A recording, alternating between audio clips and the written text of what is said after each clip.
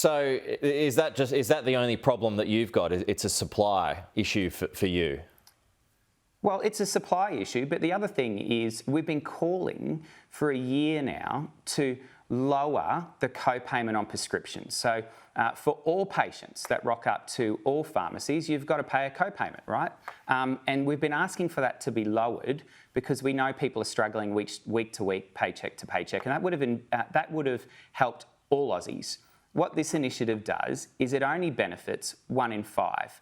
And not only does it only benefit 1 in 5, but what the government's saying to the local community pharmacist is you pay for it, you take the cuts, and this is going to cut $170,000 out of every local community pharmacy in Australia, which means they're not going to be open weekends, they're not going to be open at night. So, it sounds great in theory, Pete, but the system is struggling to meet the needs and demands of giving everyone just what they need. Double nothing is still nothing. And if this is the cornerstone of their cost of living relief for the health sector, then, I'm going to scratch my head and find out what else they're going to do, to help Aussies week to week. Do you agree with the criticisms that some have that it will lead to hoarding?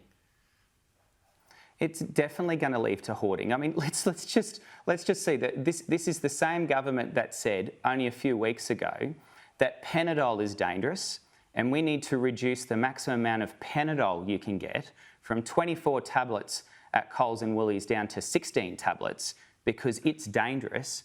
But you know what? If your daughter's on an antidepressant, she can have 2 boxes and we'll let her keep that in the bedroom. I mean, how is Panadol more dangerous, right, than your antidepressant? So I just think in that big ivory tower over in Woden, one floor needs to talk to another floor. I don't actually know if they know what they're doing. And I just applaud Albo to stop, mate, come out, visit a local community pharmacy. You don't have to come and talk to me if you don't want to, but go into Balmain and go and ask any of the pharmacists in your electorate because they all feel like you're ignoring them. They all feel like you don't understand the pressure that they're under every day. And they feel like they've been a bit betrayed this morning by a government that said they're here to strengthen the health system, and here they are weakening it. Well, I mean, it doesn't relate to all medicines. Plus, there is the option for a doctor to prescribe 1 month. That still remains. So are you being overly alarmist here? Well, we don't have any of the details. It's a fair question, Pete. But when they announce something like this today, with no consultation, with no safety mechanisms, with no systems in place to ensure that we can still give people 1 box, and I'm not going to have a patient walk in and say, oh, here's my prescription, Trent, for my antidepressant. I'd say, oh, you're 5 minutes late. I just gave 2 boxes to the bloke that was in here 5 minutes before you. We've had no detail. We don't know how it's going to work. And it has been put in place in other countries, Pete, but it's seen 1,100 pharmacies close in the United Kingdom. It's seen 70 pharmacies close in New Zealand. So what's the magic number, Albo? How many are you happy to have close here in Australia? Right, so that's what you're warning, there will be closures. I mean, I was under the impression that profits were pretty good at pharmacies at the moment. Is that not true? Well, I don't know which ones you're looking at. Not that crash hot in mine in far north Queensland. I don't know where that stat comes from, Pete. Okay. Is it not in your interest, though, to keep people coming back to pharmacies and spending more money? At the end of the day, they are businesses.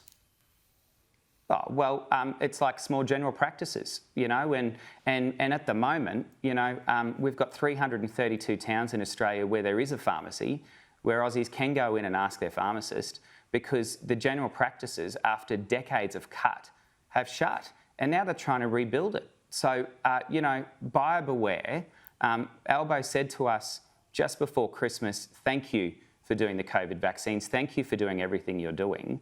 And once you're gone, we don't know how to rebuild you. We've learnt the mistakes for what we've done with general practice, but I don't think they have, mate. Right. He says it, but I don't think he has. So I mean, your main criticism being, look, on the face of it, sure, if you can get 2 months' worth, fine for an individual, but practically, from a business sense, it's not doable. We've got 2 things, just to summarise and put it succinctly. We can't give you, the first one is we can't give you 2 of something we don't have enough to give you 1. That's just simple mathematics, and you can Google the shortage list. It's on the TGA's website. This is not pharmacists saying And that's we're across a having problems range of publicly medicines, available. like you pointed out. Mate, that's antidepressants, that's cholesterol, that's high blood pressure, that's Parkinson's, that's stuff for your asthma. That's across the board. Okay. And the second thing is, if you want to make stuff cheaper, why don't you lower the co-payment and give someone relief, everybody relief? Why are you doing 2 for 1 that only benefits 1 in 5 people and cuts the local community pharmacy? So they're the two simple points today.